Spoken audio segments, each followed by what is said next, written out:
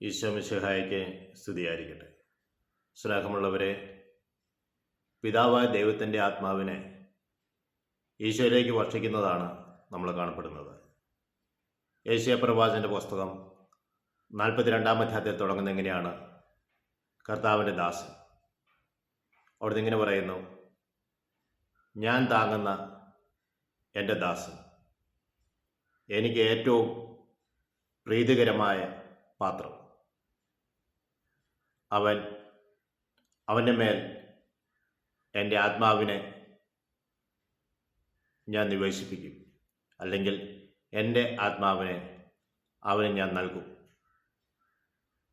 പിന്നെ പറഞ്ഞു വെക്കുന്നത് പ്രകാരമാണ്: അവൻ്റെ ശബ്ദം തെരുവീഥികളിൽ മുഴങ്ങുകയില്ല, അവൻ വിലപിക്കുകയോ ശബ്ദമുയർത്തുകയോ ചെയ്യുകയില്ല.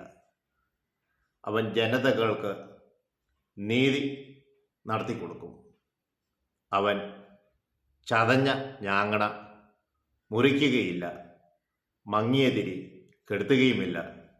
അവൻ ജനതകൾക്ക് നീതി നടത്തിക്കൊടുക്കും. ഹല്ലേലൂയ. ചതഞ്ഞ ഞാങ്ങണ അവൻ മുറിക്കുകയില്ല. തേരാറായി എന്ന് വിചാരിക്കുമ്പോഴും വീണ്ടും ജീവൻ നൽകുവാൻ അവൻ ആഗ്രഹിക്കുന്നുണ്ട്. അതിന് ഒരു പുതുനാമ്പ് വന്ന് വീണ്ടും അത് വളർച്ച പ്രാപിക്കുവാൻ അവിടുന്ന് ആഗ്രഹിക്കുന്നു.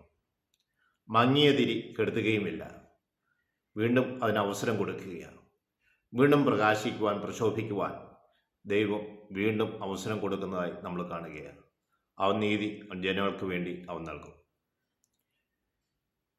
പിന്നെ നമ്മൾ കാണുന്നത് യോഹന്നാൻ്റെ ലേഖനം, 1-ാം ലേഖനം 5-ാം അധ്യായം 6-ാം തിരുവചനത്തിൽ നമ്മൾ കാണുന്നുണ്ട്: അവൻ രക്തത്താലും അവൻ വന്നത് ജലത്താലും രക്തത്താലുമാണ്. അവനാണ് യേശുക്രിസ്തു. യേശുക്രിസ്തു വന്നത് ജലത്താലും രക്തത്താലുമാണ്. ഇത് സാക്ഷ്യം നൽകുന്നത് ആത്മാവാണ്. ആത്മാവ് സത്യമാണ്.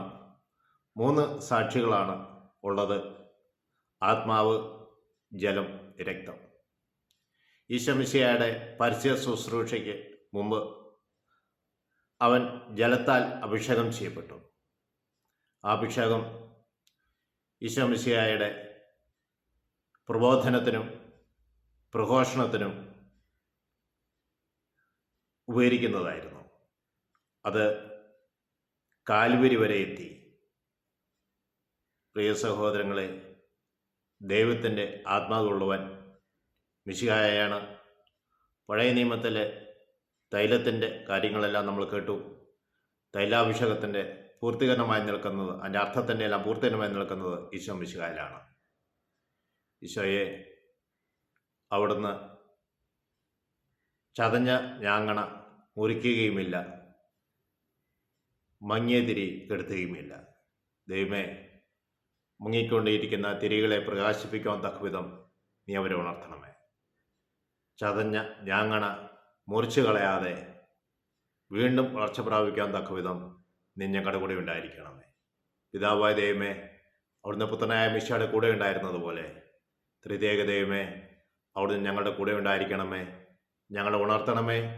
ഞങ്ങളുടെ കുറവുകളെ പരിഹരിച്ച് ഞങ്ങളെ മുന്നോട്ട് നയിക്കണമേ. പിതാവും പുത്രനും പരിശുദ്ധാത്മാവുമായ സർവേശ്വര, ഇപ്പോഴും എപ്പോഴും എന്നേക്കും ആമേൻ. പരിശുദ്ധ അമ്മേ, ആശ്രയ മാതാവേ, ഞങ്ങൾക്ക് വേണ്ടി പ്രത്യേകം മധ്യസ്ഥം വഹിക്കണമേ.